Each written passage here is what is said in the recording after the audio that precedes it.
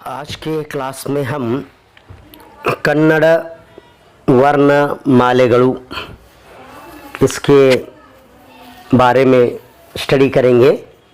कन्नड़ वर्णमाले कितने हैं और उनमें कितने टाइप्स हैं और फिर उनके डेफिनेशंस और फिर वो कौन से अल्फाज हैं। जैसा कि आपको स्क्रीन पर नज़र आ रहा है, कन्नड़ वर्णमालेय विभाग क्रम, पूरा ये जो कन्नड़ वर्णमाले 49 वर्ड्स हैं, अक्षर, इनको किस तरह से डिवाइड किया गया है, एक पूरा चार्ट है। इसको हम बता के फिर आगे इसी वीडियो के अंदर अलग-अलग भी आपको एक्सप्लेन करेंगे। तो टोटल कन्नड़ के जो वर्ड्स हैं वो 49 हैं, जिसके अंदर 3 टाइप्स हैं। स्वरगळु 13 हैं 13, व्यंजनगळु 34 हैं 34, योगवाहगळु 2 हैं 2। अब इनका डेफिनेशन है। स्वरगळु का डेफिनेशन क्या? स्वतंत्रವಾಗಿ उच्चार ಮಾಡಲಾಗುವ अक्षर, जो स्वर हैं वो किसी पर डिपेंड नहीं है, प्रोनाउंस होने के लिए किसी पर डिपेंड नहीं है, उसका ये मीनिंग है। ವ್ಯಂಜನ का डेफिनेशन ये है, ಸ್ವರಗಳ ಸಹಾಯದಿಂದ उच्चारवागुव अक्षरगळु, जो स्वर के ऊपर डिपेंड रहने वाले जो अक्षर हैं उनको हम व्यंजन कहेंगे, वो 34 हैं। अब योगवाह जो है नहीं, उसका डेफिनेशन है, स्वರದ संबंध पड़ेदु उच्चारवागुत्तवे। स्वर और व्यंजन का भी वो हेल्प लेकर प्रोनाउंस होने वाले जो हैं उनको हम योगवाह कहते हैं, जो 2 हैं। अब स्वरगळु में 2 टाइप्स हैं, ह्रस्व स्वर, दीर्घ स्वर। एक्चुअली 2 हैं लेकिन 3 भी हम कह सकते हैं, प्लुत स्वर भी एक है। क्योंकि 2 इसलिए कह सकते हैं कि ह्रस्व स्वर जो है वो 6 हैं, दीर्घ स्वर 7 हैं, तो 13 हो गए। प्लुत स्वर वर्ड नहीं है लेकिन वो भी एक स्वर का पार्ट है। उसके बाद में व्यंजन में 2 टाइप्स हैं, वर्गीय व्यंजन, अवर्गीय व्यंजन। फिर वर्गीय व्यंजन में 3 टाइप हैं, अल्प प्राण, महाप्राण, अनुनासिक। अवर्गीय व्यंजन में कोई टाइप्स नहीं है। फिर योगवाहगळु, उसके अंदर 2 हैं, अनुस्वर और विसर्ग। इसी को हम आगे अलग अलग करके एक्सप्लेन करेंगे। ये था पूरा कन्नड़ वर्णमाले का चार्ट, जिसके अंदर वर्ड्स भी हैं, आप देख सकते हैं। तो ये चार्ट आपको जहन में रखेंगे। चार्ट अगर आप परफेक्ट हो जाएंगे तो आपको बहुत इजी होगा कन्नड़ ग्रामर पढ़ने, लिखने, समझने के लिए।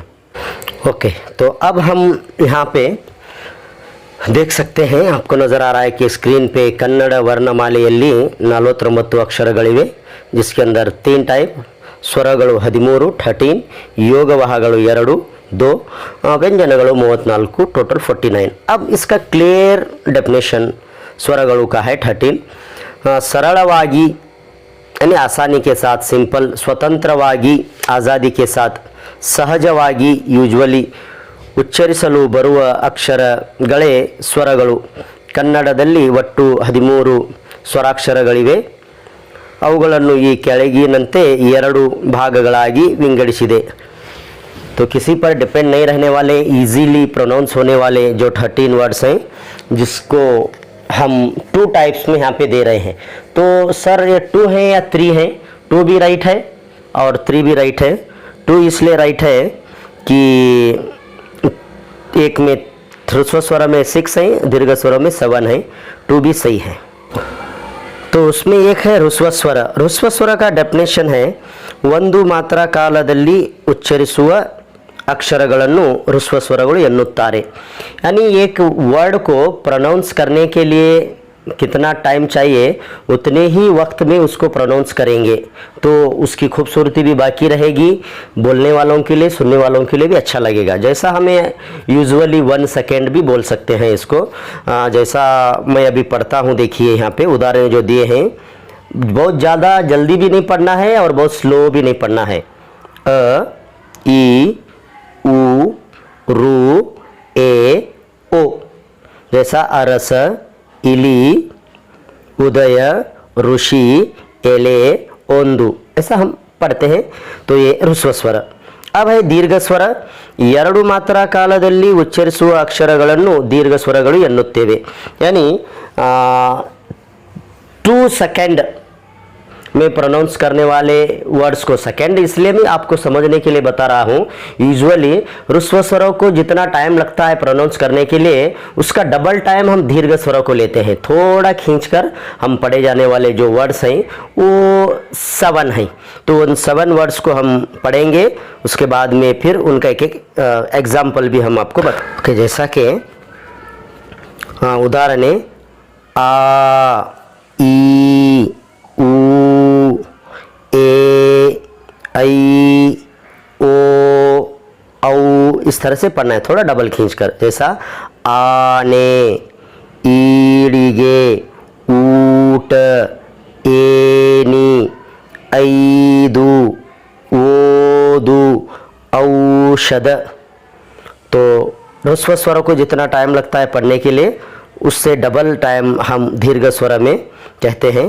सर थर्ड एक है तो उसके बारे में क्या, उसका जो वर्ड है नहीं वो जस्ट उसका सिंबल होता है यस के जैसा हम सिंबल लिखे रहते हैं। तो उसका जो डेफिनेशन है ಮೂರು ಮಾತ್ರಾ ಕಾಲದಲ್ಲಿ ಉಚ್ಚರಿಸಲ್ಪಡುವ ಅಕ್ಷರಕ್ಕೆ ನಾವು प्लुत स्वर एन्नुत्तेवे। सर वो कहाँ यूज़ होता, सैड और हैप्पी सीन के अंदर यूज़ होता, मैक्सिमम ड्रामे में वगैरह। तो उसके लिए ये 2 ही अक्षर हैं, आप 2 को ही ध्यान में रखें तो अच्छा है। नेक्स्ट अब इसके बाद में योगवाहಗಳು 2 हैं, तो उसका डेफिनेशन स्वरಗಳ संबंध पड़ेदु उच्चरिसल्पಡುವ अक्षरಗಳು स्वर के हेल्प के साथ प्रोनाउंस होने वाले वर्ड्स को हम योगवाह कहते हैं और वो 2 हैं। हम जो यूजुअली अम और आहा कहते हैं ये रॉन्ग है। एक्चुअली हम उसको योगवाह के जो 2 टाइप्स हैं हम उसको इस तरह से कहेंगे, एक अनुस्वर दूसरा विसर्ग, इस तरह से हम कहना है। तो अनुस्वर विसर्ग। थर्ड जो पार्ट आता है वो व्यंजनಗಳು है। ವ್ಯಂಜನಗಳು ಎಂದರೆ उसका डेफिनेशन स्वरಗಳ सहायದಿಂದ ಉಚ್ಚರಿಸುವ अक्षरಗಳೇ व्यंजनಗಳು, यानी स्वर के मदद के साथ प्रोनाउंस होने वाले जो वर्ड्स हैं हम उनको व्यंजनಗಳು कहते हैं। जो 34 हैं जिसके अंदर 2 टाइप्स 2 प्रकारಗಳಿವೆ, एक वर्गीय व्यंजन दूसरा अवर्गीय व्यंजन। तो वर्गीय व्यंजन 25 हैं और अवर्गीय व्यंजन 9 हैं। वर्गीय व्यंजन जिसका डेफिनेशन होता है वर्ग ಮಾಡಲು ಬರುವ अक्षर, जिन अल्फाजों को हम डिवाइड करते हैं उनको हम वर्गीय व्यंजन कहेंगे। जो 25 हैं वो 25 को याद रखने का आसान तरीका, जो फर्स्ट लाइन है क च ट त प, ये अगर आप 5 वर्ड याद रखेंगे तो उधर के 20 वर्ड याद हो जाते हैं। तो इसके अंदर फिर 3 टाइप्स हैं, अल्प प्राण महाप्राण अनुनासिक। अल्प प्राण वो 10 हैं, जो व्यंजन हम लिखते हैं फर्स्ट लाइन और थर्ड लाइन और जो फर्स्ट है और फिर थर्ड लाइन के अंदर जो आने वाले वर्ड हैं जैसा क च ट त प ग ज ड द ब, ये 10 जो हैं अल्प प्राण, जिसको हम कड़ीमे उसिरिनिंद उच्चरिಸುವ अक्षर कहते हैं, यानी कम सांस के साथ पढ़े जाने वाले अक्षर। महाप्राण ये भी 10 हैं, ज़्यादा सांस लेकर हम गाड़ी आवाज़ से जिसको हम पढ़ते हैं, जैसा वो सेकेंड लाइन और 4th लाइन इवन ख छ ठ थ फ, इस तरह ज़्यादा सांस से पढ़े जाने वाले हम अल्फाजों को महाप्राण कहते हैं, वो 10 हैं। अनुनासिक 5 हैं जिसका प्रोनाउंसिएशन नाक के जरिए होता है, जिसका डेफिनेशन ಮೂಗಿನ ಸಹಾಯದಿಂದ ಉಚ್ಚರಿಸಲ್ಪಡುವ अक्षर, जिसका कम सांस में इस्तेमाल होता है वो अल्प प्राण वो 10, जिसको ज़्यादा सांस से ज़ोर से हम पढ़ते हैं महाप्राण वो 10 हैं। अनुनासिक यानी इधर लास्ट के जो 5 वर्ड आते हैं वो य या न न म, हम इनको अनुनासिक कहते हैं। ये थे अवर्गीय व्यंजन के 3 टाइप्स। अब आता है वर्गीय व्यंजन। इसका जो डेफिनेशन है वर्ग ಮಾಡಲು ಬಾರದೇ ಇರುವ अक्षर, वो भी हम उसको कहते हैं, या ಒಂದು ನಿರ್ದಿಷ್ಟ ವರ್ಗಕ್ಕೆ ಸೇರಲು ಸಾಧ್ಯವಾಗದ ವ್ಯಂಜನಗಳು, किसी ग्रुप के अंदर ये जाकर मिलते नहीं या फिर जिसके अंदर ग्रुप बनाया नहीं जाता, जिसके अंदर ग्रुप नहीं है अवर्गीय व्यंजन में, वो 9 है लास्ट की जो हम लिखते हैं य र ल व श श स ह ळ, ये 9 अक्षर हैं। ये थे वर्गीय व्यंजन के अंदर और फिर अवर्गीय व्यंजन के अंदर के रहने वाले वर्ड्स और फिर उनके डेफिनेशन।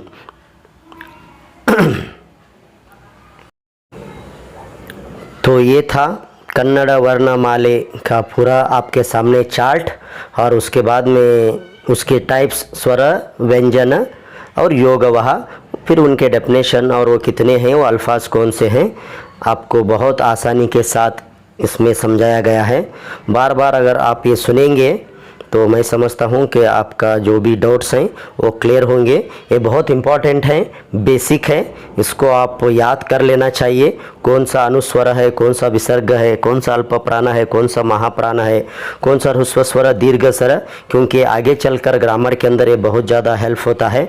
तो इसको आप बार बार सुनकर थोड़ा प्रैक्टिस कर लीजिए तो ये समझ में आ जाएगा। फिर हम आगे के वीडियो के अंदर लेसन के क्वेश्चन आंसर या फिर ग्रामर को ही कंटिन्यू करेंगे।